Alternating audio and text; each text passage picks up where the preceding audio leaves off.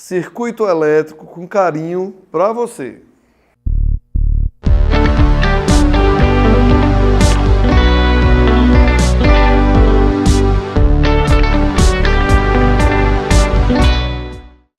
Um dos assuntos que eu mais demorei, enquanto aluno, a compreender, achava muito abstrato, muito longínquo, era circuitos elétricos.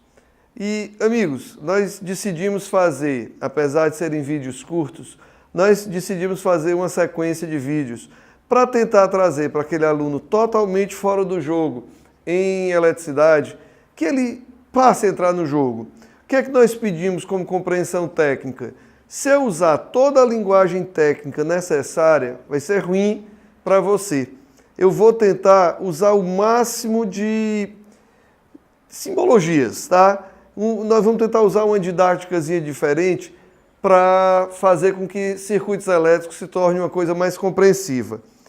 Nesse primeiro momento, nesse primeiro vídeo, nós vamos falar dos elementos que podem constituir um circuito elétrico. Vamos lá? E resolvi fazer tudo na lousa para ir mais rápido, ok? Para a gente ter uma coisa mais descontraída. Por exemplo, quando a gente vai falar de um circuito elétrico, você já nota que praticamente em todo circuito elétrico aparece esse nosso querido resistor. O que é que esse elementozinho tem de tão especial? Ele usa a energia elétrica que é fornecida a ele para transformar em calor. E assim vários aparelhos da nossa vida ganharam sentido graças a esse aparelho. Todos esses aparelhos que a gente chama de resistivos, aparelhos que realizam o efeito Joule, numa linguagem mais simples, aparelhos que aquecem, ok? Nós poderíamos destacar o chuveiro elétrico, o ferro elétrico, a chapinha, né? Todos esses aparelhos. E o que é que caracteriza o funcionamento desse aparelho, desse instrumento? Quando dá passagem de corrente elétrica por ele, ele aquece. E a gente já viu matematicamente várias vezes que quem rege o estudo desse aparelhozinho se chama primeira lei de Ohm. E amigos, o que é que significa dizer que haverá uma diferença de potencial entre os extremos desse aparelho? Imaginemos potencial elétrico como uma relação com a reserva de energia elétrica, como se você tivesse numa jarra uma certa quantidade de água, ok? Toda vez que você usa parte dessa água, o que é que acontece com o nível da água no recipiente? Ele baixa. E aí o que é que a gente tem? Eu tinha 1 litro, se eu tiver enchido um copo com 100 ml, o que é que nós vamos ter? O volume da água era 1 litro, depois que eu tirei esse 100 ml, caiu para 900. Qual é a diferença entre o início e o fim? Ora, 1000 ml menos 900 ml, nós vamos ter 100 ml. Fazendo a devida proporção, quando a gente tinha um determinado potencial elétrico associado ao ponto A, quando a gente acabou de passar pelo resistor, o que é que aconteceu? Parte dessa energia elétrica que a gente tinha foi transformada em calor. O que é que aconteceu com as reservas? Elas caíram. Então, mesmo que de uma forma bem metafórica, mas é essa a intenção. Pegar você que vai fazer um curso que não é da área de ciências exatas e te colocar no jogo. Na prova vai aparecer lá. Então, quando a gente diz que quando um resistor elétrico está sendo percorrido por uma corrente elétrica, nós vamos ter uma diferença de potencial, essa diferença de potencial na hora dos cálculos é positiva. Por quê? Porque o nível de energia antes do resistor era alto, ele transformou parte dessa energia elétrica em energia térmica e o nível caiu. Essa diferença que a gente tem entre o nível antes e o depois é um valor positivo. O nome é circuito elétrico, né? Porque vai ser um ambiente fechado. Nós vamos voltar ao mesmo ponto de partida. E isso vai ser muito bacana quando a gente estiver no próximo vídeo. Esse segundo desenhozinho aqui vai ser o coração do nosso circuito, o nosso gerador elétrico. E o que é que o gerador faz? Ele provoca uma reposição das energias, numa linguagem, nas reservas de energia elétrica do circuito, numa linguagem bem simples, amigo.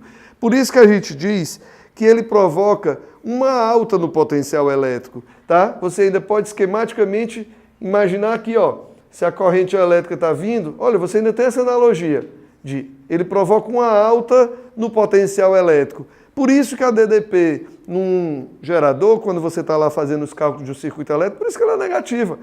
O potencial era baixo, depois dele o potencial, as reservas de energia aumentaram. Sem um gerador, um circuito elétrico não funciona. Mesma figurinha, ó. Mesma figurinha. E o que é que nós temos nessa mesma figurinha? Agora nós temos um receptor. Mas como diferenciá-los? Bom, a diferenciação é feita pelo sentido da corrente elétrica.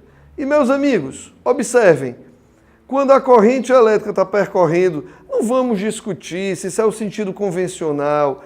Você não é um estudante de eletricidade num nível mais profundo. Às vezes, isso é muito inatingível para um aluno de ensino médio. Uma pessoa que vai fazer direito, medicina, arquitetura, outros cursos que não sejam da área de ciências exatas, e você tem que ter o direito de compreender o que é que você está fazendo.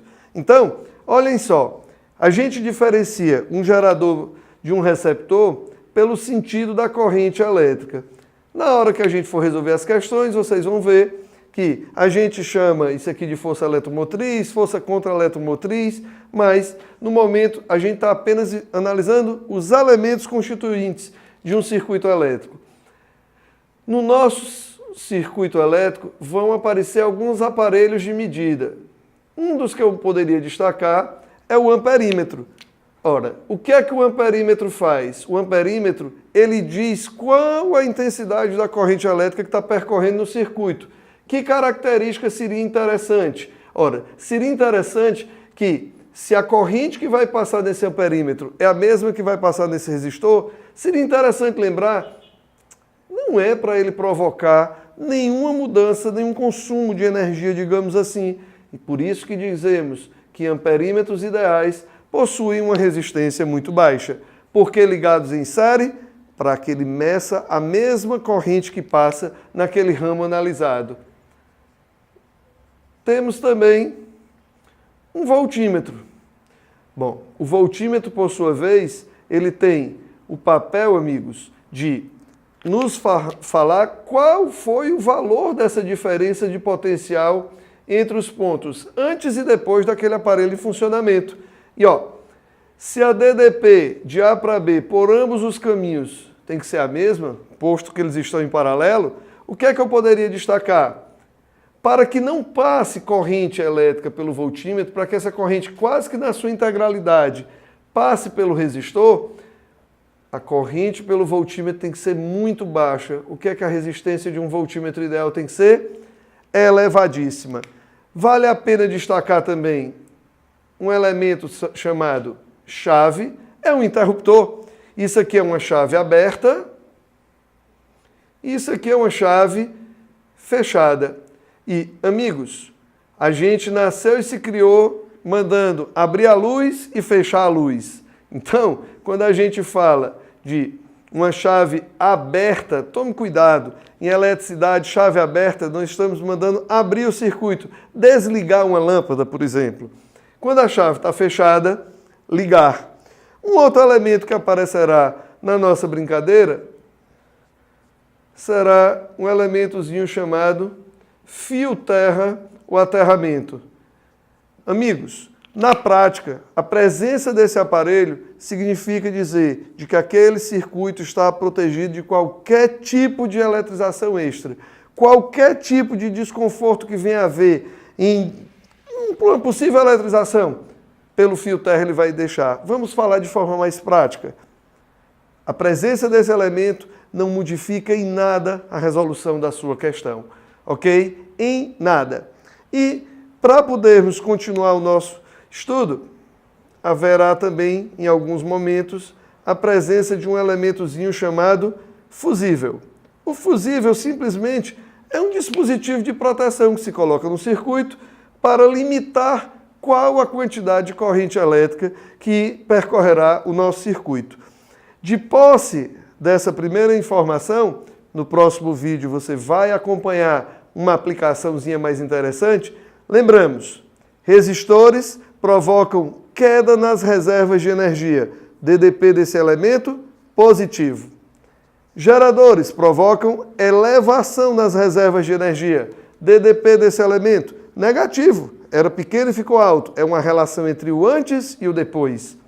E o nosso queridíssimo receptor, tudo que tiver motor elétrico, amigos, todo motor elétrico, ele transforma energia elétrica em outra forma de energia que não seja exclusivamente calor.